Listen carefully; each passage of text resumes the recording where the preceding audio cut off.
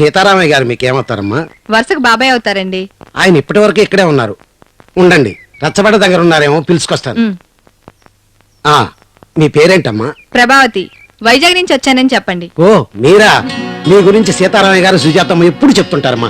ఉండండి, సీతారామయ్య గారిని తీసుకొస్తాను. అలాగేనండి. ఏం సుజాత, ఆ దేవుణ్ణి ఏమని కోరుకుంటున్నావు? మంచి మొగుడు రావాలనా?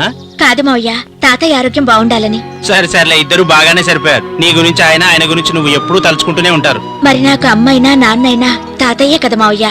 నువ్వింత మంచిదానివేనా? నీ చిన్నప్పుడే అమ్మా నాన్నను చంపేసి ఆ దేవుడు నీకు అన్యాయం చేశాడే. లేదు మావయ్య, ఆ దేవుడు ఎప్పుడూ నాకు అన్యాయం చేయడు. సరే సర్లే, మంచి దేవుణ్ణే కొలుస్తున్నావు. మీ ఆయన వెళ్ళింది ఏ దేశం? సింగపూర్ బాబాయ్. అక్కడికి నువ్వెప్పుడు వెళ్తావు? ఇంకా ఎంత లేదన్నా 2 ఏళ్ళు పడుతుంది. ఏం బాబాయ్? ఏం లేదమ్మా, సుజాత ఉట్టి అమాయకురాలు. కొంతకాలం నీతో పాటు వైజాగ్లో ఉంటే మంచేమిటో చెడేమిటో తెలుసుకుంటుందని. అదేంటి బాబాయ్, నీకు ఇక్కడ ఇబ్బంది ఆగాను గాని లేకపోతే ఎప్పుడో తీసుకెళ్లేదాన్ని. నాకేమీ ఇబ్బంది లేదమ్మా. ఈసారి దేవుడి దయ వల్ల పంట బాగా పండితే దాని పెళ్లి కూడా చేసేద్దాం అనుకుంటున్నాను. దాని పెళ్లి సంగతి నాకు వదిలేండి బాబాయ్. దానికే బంగారు బొమ్మ.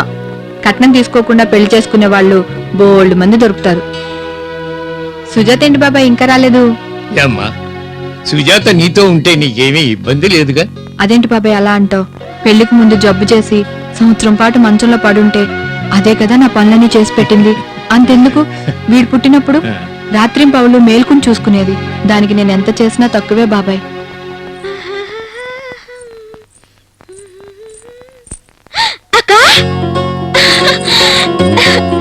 ఏమక్క, బాగున్నావా? ఎంతసేపు వచ్చి? చిన్న ఏడి? వాడెక్కడ బయట ఆడుకుంటున్నాడు గాని నువ్వేంటి రోజు తాతయ్యని సతాయిస్తున్నావంట?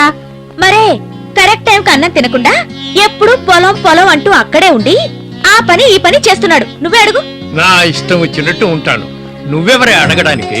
ప్రభా నిన్ను వైజాగ్ తీసుకెళ్తానంటోంది, వెళ్ళు.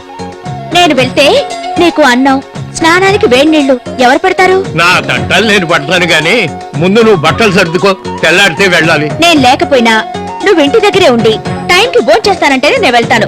మరే చిన్నా. అమ్మా, దానికి లోక జ్ఞానం బొత్తుగా తెలియదు. అందరూ మంచివాళ్ళే అని నమ్మేస్తుంది. పెళ్లి కావలసిన పిల్ల నీ దగ్గర ఉన్నప్పుడు జాగ్రత్తగా చూసుకో అమ్మా. ఆ విషయం నాకు తెలియదా బాబాయ్? దాని గురించి మీరేం బెంగ పెట్టుకోకండి. అది నాకు బిడ్డతో సమానం.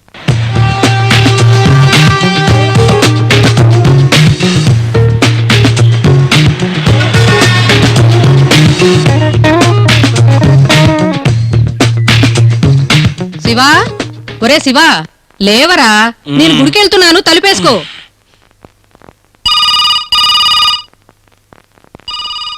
ఒరే శివా, ఫోన్ మోగుతుంది, ఎవరో చూడు. ఎవడరా పొద్దున్నే? నేనరా శివా, చందుని. ఎరా, నిన్న సాయంత్రం ఫోన్ చేస్తే లేవన్నారు. బైక్ కొందామని సికింద్రాబాద్ వెళ్ళానురా. ఫోన్లేరా, నేను హైదరాబాద్ వస్తే ఇంకా ఆటోలో తిరిగే అవసరం ఉండదు. కబూర్లు కాకపోతే నువ్వు హైదరాబాద్ ఎప్పుడు రావాలరా? లేదురా, వీలు చూసుకుని వస్తాను గాని. రే, సాయంత్రం ఒకసారి సిడీ షాప్ కి ఫోన్ చేయరా, నీతో విషయం మాట్లాడాలి. సరేరా. అన్నయ్య, ఆంటీ ఉందా? లేదు. ఏ? 100 రూపాయలకి చిల్లర కావాలి. ఇస్తా గాని మీ అక్క ఎలా ఉంది? ఇదిగో, ఇంకెప్పుడు నువ్వు నన్ను అన్నా అని పిలవద్దే. ఏ ఎందుకు? నీలాంటి అందమైన అమ్మాయిలు నన్ను అన్నా అని పిలిస్తే నాకు నచ్చదు. ఆగు, ఇదిగో, నువ్వు నన్ను అన్నా అని పిలువు గాని ఈ విషయం ఎవరికి చెప్పకే.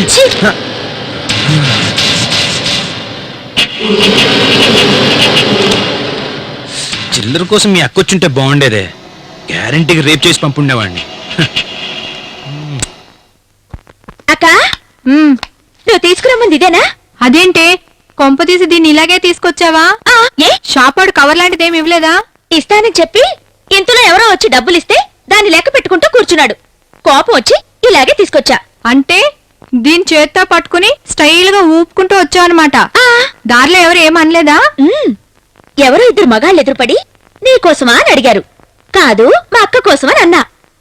ఎందుకో నవ్వుకుంటూ వెళ్ళిపోయారు. ఇంతకి దేనికిది? టీవీలో ఎప్పుడు చూపిస్తూ ఉంటారు, గుర్తు తెచ్చుకోద్ది ఏమా.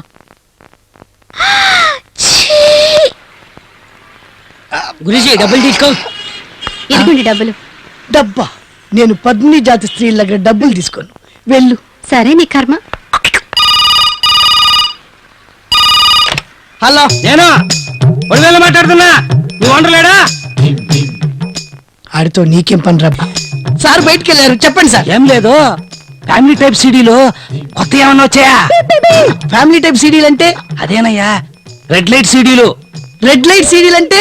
అదేనయ్యా, మిడ్ నైట్ మసాలా సీడీలు. ఓహో, నీలి చిత్రాల సీడీలా? నిన్నే కొత్త స్టాక్ దిగాయి, మీ ఆవిడ పంపిస్తే ఇచ్చేస్తా. భలే ఓడి బాసు, అదేదో సామి చెప్పినట్టు మావిడే ఉంటే నీ ముష్టి సీడీలు ఎందుకో? ఓహో, అలా వచ్చావా? మా లడ్డు గారితో 2 సీడీలు పంపిస్తా, చూసి తరించు. 500 చిల్లరుందా? ఇస్తా గానీ రెగ్యులర్ కి ఇదివరకు మా దగ్గరకు వచ్చి సీడీలు తీసుకెళ్ళి ఈ మధ్య రావట్లేదేంటి? మా పక్కింట్లోకి ఓ కొత్త జంట అద్దెకి దిగింది. ఆ. మా స్టోర్ రూమ్ లో నుంచి చూస్తే ఆ. వాళ్ళు బెడ్రూమ్ లో చేసే రాసలీలన్నీ బాగా క్లియర్ గా కనిపిస్తాయి. అలాంటి లైవ్ ప్రోగ్రాంలు ఉండగా ఆ. తొక్కలో నీ సీడీలు ఎందుకు దండగా? అమ్మా, ఒరే లడ్డు, ఆ. అర్జెంట్ గాడి పక్కింటికి వెళ్ళి వీరి గురించి పూర్తిగా చెప్పేసి వాళ్ళని బెడ్రూమ్ లో కిటికీలు వేసుకొని మరి కాపురం చేయమని. ఏ? ఏంటవేంట్రా, లేకపోతే మన బిజినెస్ దెబ్బతింటది. అమ్మ అమ్మ అమ్మ, ఎల్లు ఎల్లు.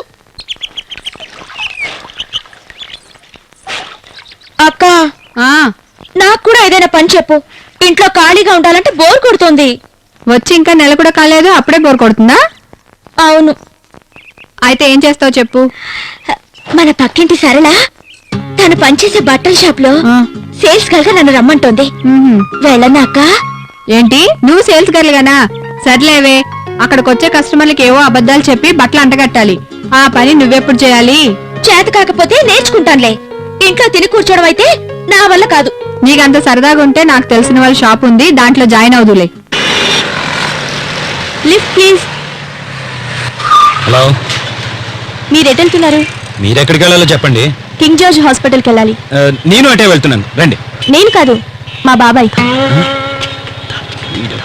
రండి బాబాయ్.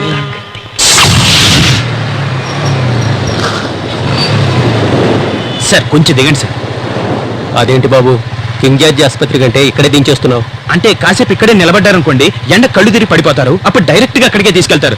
ఎల్లవా, అమ్మాయి ఉంది కదా నాపాను, నీ గురించి ఏంటి? సరే తాతయ్య, నాకు డ్యూటీకి టైం అవుతోంది. ఇదిగో అక్కతో మాట్లాడు. ఆ బాబాయ్ చెప్పండి. ఏమ్మా, సుజాత ఏదో పనిలో చేరిందటగా? అవును బాబాయ్, తనకి ఇంట్లో ఉంటే ఏమీ తోచట్లేదట. అలా నలుగురిలోకి వెళ్తే ఎవరితో ఎలా మాట్లాడాలో అదే తెలుసుకుంటుందని నేను సరేనన్నాను. కరెక్టేలేమ్మా, మంచి పని చేశావు. ఏంట్రా వెతుకుతున్నావు? నువ్వు నాకు ఇచ్చిన సెల్ ఫోన్ కనిపించడం లేదక్కా. షాప్ లో మర్చిపోయి వచ్చుంటాలేవే. లేదక్క, నేను షాప్ నుంచి బయటకు వచ్చాక కూడా చూసుకున్నా, నా బ్యాగులోనే ఉంది. ఇంట్లో ఎక్కడైనా ఉందేమో నేను చూస్తాను గాని ముందు టిఫిన్ తిందు గాని రారా.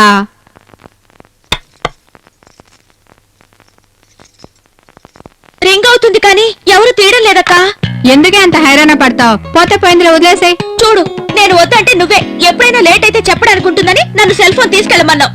దరిద్రపు దాన్ని ఎక్కడ పడేసానో ఏమో. పోతే పోని, నువ్వు తిను. బాయ్ అక్క.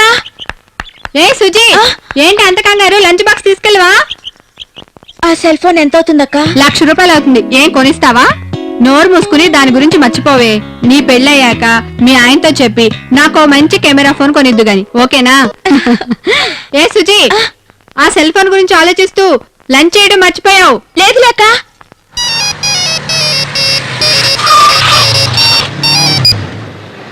రేయ్, నేను ఇంకా దారిలోనే ఉన్నాను రా. ఓ అరగంట పోయాక షాప్కు ఫోన్ చేయి, ఓకే?